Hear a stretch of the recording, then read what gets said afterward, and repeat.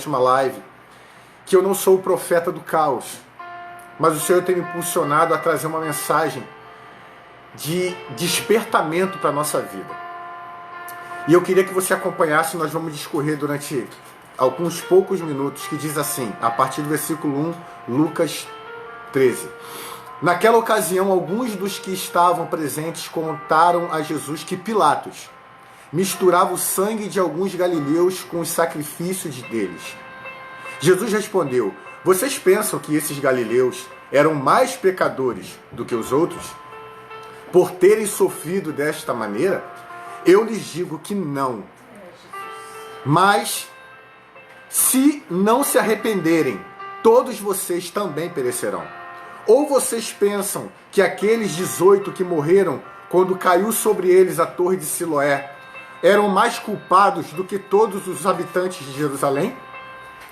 Eu lhes digo que não. Mas se não se arrependerem, todos vocês também perecerão. Então contou esta parábola. Um homem tinha uma figueira plantada em sua vinha. Foi procurar fruto nela e não achou nenhum. Por isso disse ao que cuidava da vinha: já faz 3 anos que venho aqui procurar fruto nesta figueira e não acho. Corte-a, porque deixá-la inutilizar a terra. Respondeu o homem: Senhor, deixa-a por mais um ano, e eu cavarei ao redor eu cavarei ao redor dela e adubarei.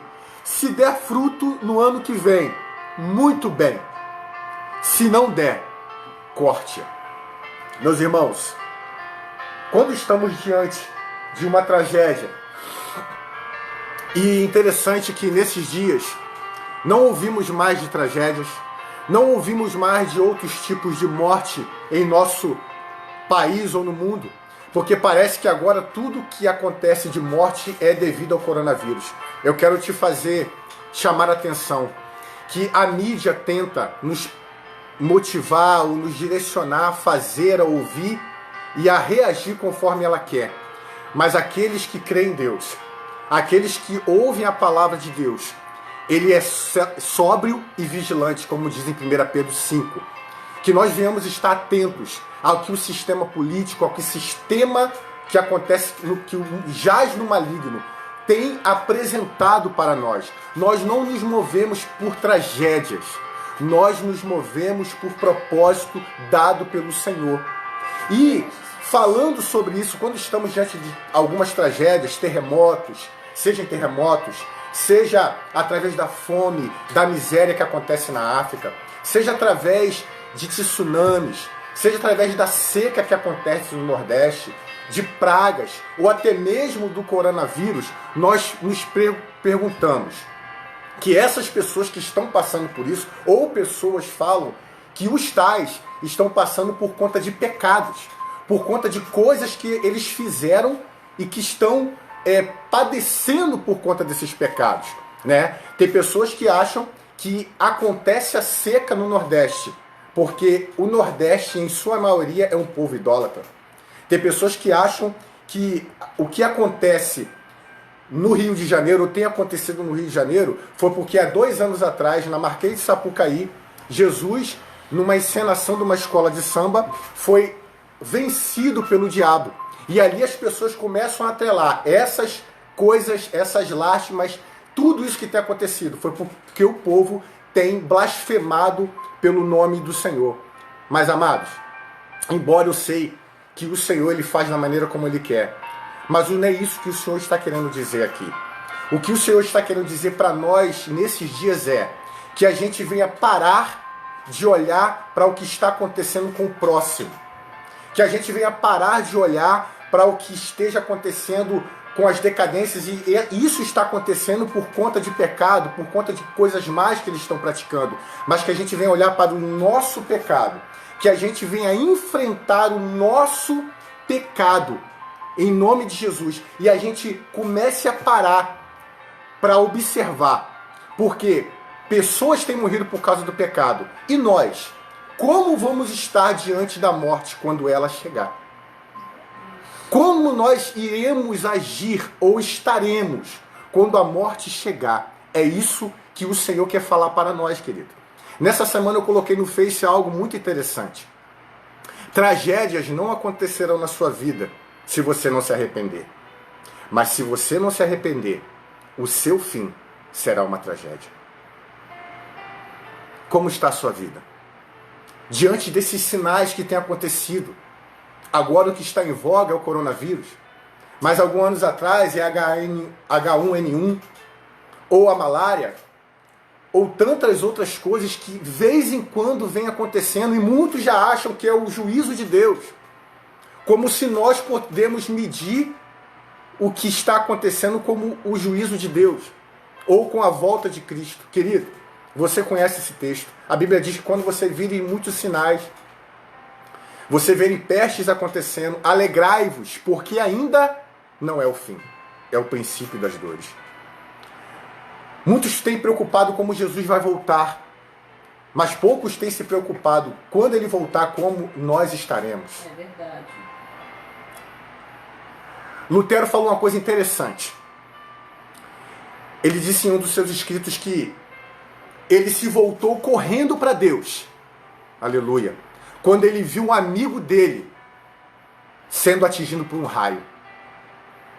Ele se voltou para Deus quando ele viu uma tragédia acontecendo com alguém. E quando vemos tudo isso acontecendo, como temos reagido, amados?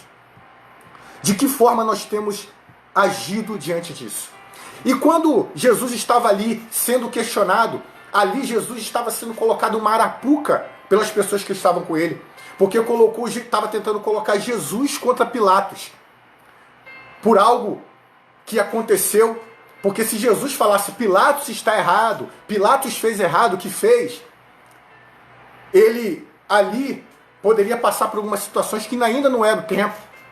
Mas ele quis confrontar, queridos, essa pessoa que está matando, que está roubando, que está estuprando, que está cometendo pedofilia, que está mutilando pessoas, essas pessoas que estão passando por terremotos, que casas têm caído em cima dela por conta de tempestades, essas pessoas, se não se arrependerem, terão o mesmo juízo que eu, se não me arrepender. Hoje, diante de toda a minha miserabilidade, a minha precariedade, como eu me apresentarei quando Jesus voltar ou quando a morte chegar? Queridos, todos sabem que um dia vão morrer, mas poucos pensam na morte. Mas a morte é uma real, você sabe, tanto quanto a vida. E nós temos que nos preparar, não para a morte física, mas o que acontecerá após ela chegar. Você sabe, teremos eternidade com Cristo ou eternidade com a morte no inferno. Sendo assim, Israel, nessa época aqui, e ali nós contamos sobre uma parábola, a Israel hoje, na época, era uma cidade predominantemente desértica, predominantemente petrificada entre terra e pedras, e poucos eram os locais que serviam de cultivo, porque a terra não era boa. E quando era encontrada uma terra boa, ali colocava-se, sim, como aconteceu na história, na parábola, uma vinha, mas junto dela também colocou-se uma figueira, por conta da escassez de terra fértil. Não foi por acaso que no meio de uma vinha tinha uma figueira, no meio de uma vinha tinha uma figueira, era costume da época. Porém, essa vinha, ela estava ali produzindo fruto, mas é a figueira que estava no canto. O que Jesus queria falar através dessa figueira? Queridos, a figueira, ela simboliza Israel, o Israel de Deus, ou seja, nós. Todos aqueles que professam a Jesus Cristo como seu Salvador, todos aqueles que um dia entregaram sua vida a Cristo, são Israel de Deus. Amém. Porém, através disso nós recebemos salvação, aleluia, em Cristo Jesus. Através disso recebemos a libertação. E vocês receberam, aqueles que estão em Cristo são libertos pelo sangue do Cordeiro. Porque Jesus tomou a autoridade que o diabo tinha sobre a morte. Você foi liberto pelo sangue do Cordeiro. Você recebeu paz que excede a todo entendimento. Você recebeu o Espírito Santo que convence você do pecado, da justiça e do juízo. Você recebeu provisão de Deus. Você recebeu a presença dele na sua vida, entre milhares de outras coisas. Porém, ele quer saber, figueira, que sou eu e você, que estamos ali. Nós estamos produzindo fruto. Uma árvore frutífera, ela só terá validade se ela produzir fruto. Ela pode ter as mais belas folhas. E às vezes nós estamos bem apresentados, amados. Bem apresentados, com flores e folhas lindas. Mas se essa árvore, ela não cumprir o propósito que ela tem, que é alimentar, ela não serve para nada, a não ser para ser arrancada e lançada fora. E aí, ele vem dizendo no versículo 8, essa árvore foi colocada ali, mas não está produzindo fruto. O homem, o dono da vinha, e aí eu quero te chamar a atenção, como muitos teólogos fazem, só que outros falam ao contrário. E eu procurei acreditar nesse que eu vou falar agora. Aqui tem pessoas que acham que o dono da vinha simboliza Deus. E o homem que está cuidando da vinha simboliza Jesus. Ou seja, parece que está havendo um embate entre Deus e Jesus. Parece que Jesus está tentando convencer a Deus. E isso o Islã, chama de trinitários. Ou seja, que há uma confusão ali, como se fosse três deuses tentando entrar no acordo. Não. Aqui é a justiça de Deus, que é o dono da vinha, dialogando com a misericórdia do próprio Deus. Aqui é a misericórdia falando para a justiça. Eu sei que eles não estão produzindo fruto, mas dá mais uma chance. Aleluia. Dá mais uma chance. Sabe por quê? Vamos fazer o seguinte. Justiça, vamos fazer o seguinte, a misericórdia falando. Deixa por mais um ano, que eu vou escavar e vou adubar. Então essa noite, meu amado e minha amada, a mensagem para você que saiu do propósito. Você que um dia experimentou da glória de Deus, eu vou continuar, eu só quero fazer um adendo aqui. Você que um dia estava na presença de Deus experimentando as mais ricas bênçãos. E eu não estou falando de bênção material, embora esteja dentro. Você já sabe que se o filho for escravo, em nada ele difere do menino. O que eu quero dizer é que você, que saiu do propósito, que um dia estava pregando, vamos falar de coisa prática, que um dia estava adorando na presença de Deus, que um dia evangelizava, que adorava, que chorava, e hoje você se encontra fora do propósito, ou fora até da presença de Deus. O Senhor está falando com você, se arrependa. Aleluia. O Senhor nessa noite, Ele quer escavar você. E você também, que um dia pregava, que um dia dava estudo bíblico, que um dia você não saiu da presença, mas você está com o seu ministério parado. O Senhor também está falando contigo. Dê o primeiro passo. Tome uma atitude. Comece com as pequenas coisas. Sede fiel num pouco, que no muito eu lhe acrescentarei. Aleluia. E ele vem falando, justiça, me dê mais um ano. E eu vou escavar. E meus amados, imagine uma árvore, e é você e eu, com a terra. E começa a pá e a enxada vindo, tocando, tirando a terra. Só que chega no momento que essa enxada, quando começar a atingir as mais profundas terras, ela vai tocar no tronco. E ela vai tocar na raiz. E quando escava, dói. Porque está tocando naquilo que você está de repente preso. Uma árvore que não frutifica, ela está doente.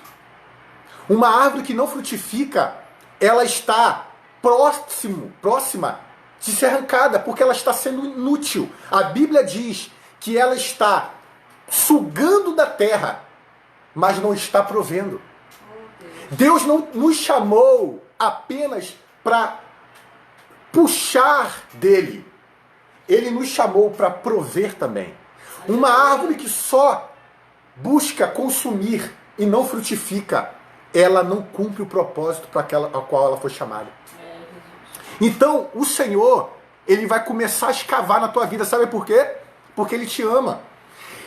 Aquele que começou a boa obra é fiel para completar. Não importa o início das coisas, mas o fim delas. E eu quero te dizer uma coisa. C.S. Lewis diz uma coisa muito interessante que eu acho que você já ouviu. O sofrimento é o megafone de Deus a um mundo surdo. Sabe o que isso quer dizer? O Senhor tem falado de diversas formas com você.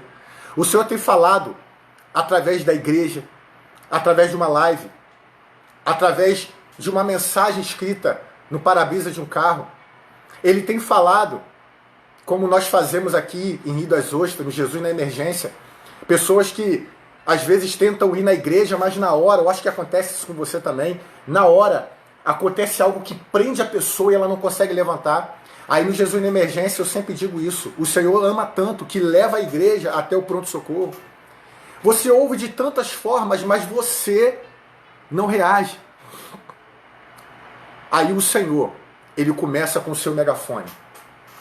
Porque você e eu, às vezes, estamos surdos. E Ele começa a trazer sofrimento. Mas não é porque Ele te odeia.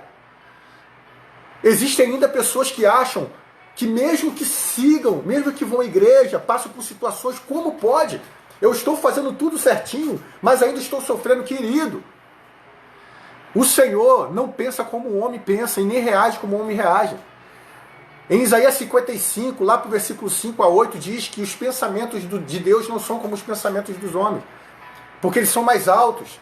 O Senhor, por mais que você faça besteira, Ele não vai deixar de te amar.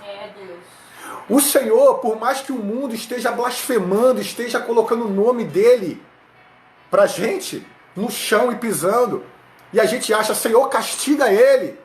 Queridos, pare. O Senhor não pensa como eu e você.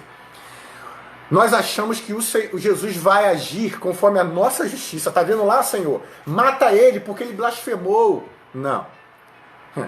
O que Jesus diz em João 33, 34? Amarás o Senhor teu Deus de todo o coração e ao seu próximo como eu amei. Ou seja, se você ama Deus e sofre quando alguém blasfema do nome dele, você também deve sofrer e deve ter misericórdia quando alguém blasfema do nome dele. Porque da mesma forma que você ama o Senhor, você também deve amar ao seu próximo, mesmo que ele não mereça. Porque quer ver uma coisa? Eu e você não merecíamos o amor de Deus, mas precisávamos. Entende? Aleluia. Por que eu e você hoje entendemos isso e não queremos entender aquela pessoa que ainda não faz? Precisamos amar. E querido, a palavra amar está muito marginalizada, porque a retórica não condiz com a prática. Então pratique. Quando você vê alguém, você fala, Senhor, misericórdia, e ore por ela. Não haja como o normal, como a justiça desse mundo. Haja como a justiça de Deus. Haja como você gostaria que as pessoas agissem com você naquela época que você estava fora de Cristo. Então, qual é o sofrimento que você está passando? Entenda, o Senhor está escavando você. E sabe por que está doendo? Está tocando na raiz. E o Senhor precisa curar a sua raiz, porque você só vai frutificar quando a sua raiz estiver curada. E aí, quando Ele escavou e tirou todas as impurezas, e chegou até a raiz e cavucou ali a raiz, aquilo que estava podre, aquilo que estava sem coisas para frutificar, Ele vem e fala assim, e agora eu vou colocar o adubo. E o adubo, eu não entendo muito de agricultura, mas o adubo, ele serve para levar os nutrientes necessários a uma planta, a uma árvore. porque ela está precisando sobreviver. E só com esses nutrientes ela sobreviverá.